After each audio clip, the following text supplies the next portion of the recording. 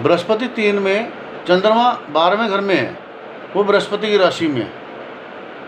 और कायदे से देखा जाए तो मुसीबत के समय पे बृहस्पति को चंद्रमा की और चंद्रमा को बृहस्पति की मदद करनी चाहिए, क्योंकि दोनों मित्र हैं, ठीक है। लेकिन अब चंद्रमा वहाँ पर कहाँ बैठा है? आकाश के घर में। अब चंद्रमा 12वें में हो तो वो राहु का पक्का घर है, ठीक है जी।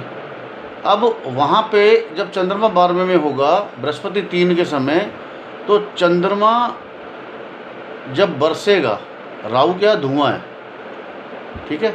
तो एक प्रकार से ऐसे जातक के गैस के गोले बनते हैं पेट में, दिमाग में बीपी हाई रहता है, ठीक है।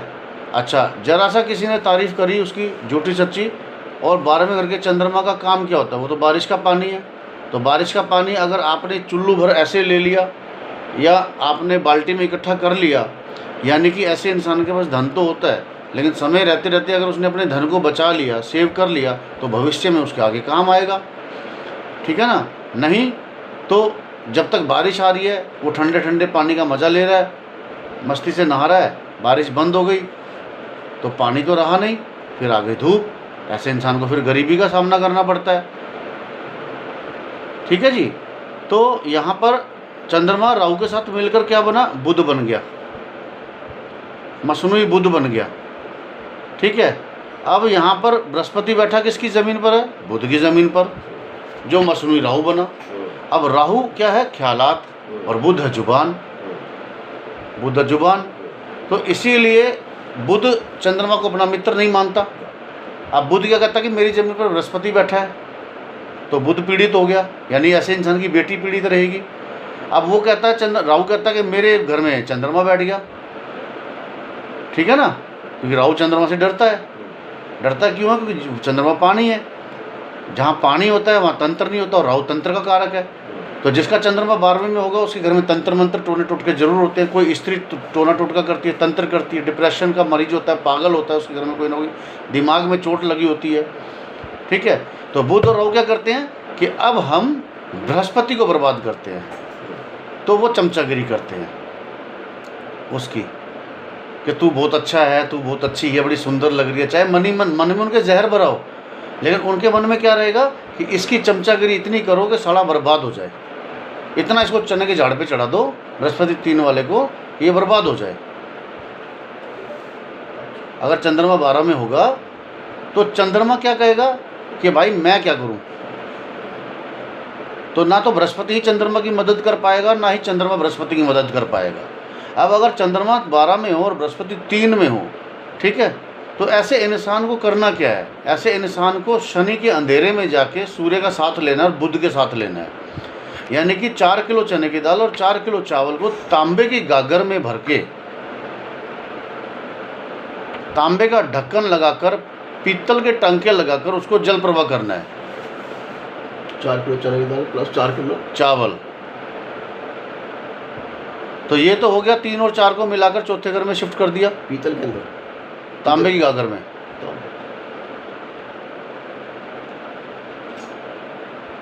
ठीक है जी।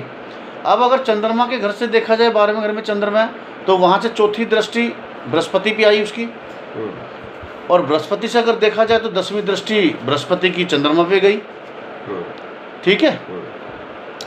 तो यहाँ पर एक रूल लगता है लाल किताब के अंदर कि अगर केंद्र के घर में 1, 4, 7, 10 में दुश्मन भी बैठे होंगे तो मित्र रहेंगे, क्योंकि वो बंद मुट्ठी में रहते हैं और वो मिले जुले रहते हैं।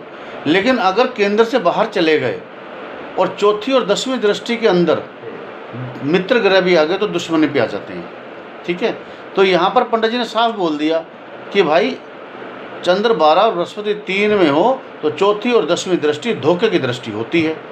तो ऐसे इंसान को धोखा मिलता है, धन के मामले में, इज्जत आबरू के मामले में, बेटी के मामले में, ससुराल के मामले में, क्योंकि ससुराल 12वें घर में चंद्रमा बैठा है, ससुराल से, बेटी से, साली से धोखा मिलता है।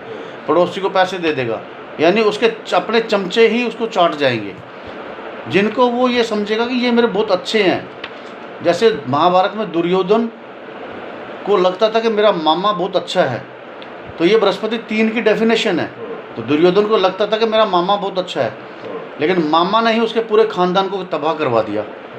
मामा कौन हुआ? केतु। केतु। और केतु बृहस्पति का चेला है, लेकिन अब बृहस्पति बुध की जमीन पर बैठा ना, तो बुध ने क्या करा? चमचागिरी। तो मामा शकुनी केतु ने चमचागिरी बुध और राहु की चाल खेल के वहाँ पे दुर्योधन का वंश नाश करवा दिया। यानी अगर ऐसा इंसान चमचागिरी से नहीं बचेगा, बृहस्पति 3 में हो और चंद्रमा 12 में हो, ठीक है जी, तो ऐसे इंसान का धन तो बर्बाद होगा ही होगा, बल्कि घर भी बर्बाद होगा, पूरा खानदान बर्बाद होगा और पैसे पैसे को तरस जाएगा वो।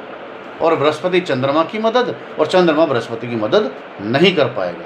इसलिए क्या करना है? दोनों को ही उठा के चौथे घर में पहुंचा दो। और अगर मंदिर जाना बनता है तो चंद्रमा की वस्तु को दूसरे घर में पहुंचा दो, ठीक? नहीं तो यहाँ पे क्या करना है कि आपकी जो अंडरग्राउंड टैंक, आपका जो ओवरहेड टैंक है पानी का, एक तो वो काले रंग का नहीं होना चाहिए, ठीक है जी। अच्छा, क्योंकि जो टैंक है, गोलाई है, वो तो बुध की है। अब उसकी गहराई जो है वो भी बुध की है, लेकिन अंदर अंधेरा होता है, अंधेरा शनि का है। तो शनि ने ऊपर 12वें घर में जब चंद्रमा होता है तो उसको शनि ने बांध लिया। ऐसा इंसान डिप्रेशन में रहता है, चाहे कितना मर्जी हो जाए, ठीक है। तो ऐसे में क्या करना है कि उसको अपने ओवरहेड टैंक के अंदर 12 हल्दी की गांठें डाल देनी है, पीले कपड़े में बांध के। 12 हल्दी की गांठें पीले कपड़े में बांधकर डाल देवे। हर महीने एक बृहस्पतिवार को वो निकाल के पीपल के नीचे चढ़ा दे और दूसरी निकाल दे, जिससे कि उसको चंद्रमा को बृहस्पति की मदद मिल जाए। पानी की टंकी में जी।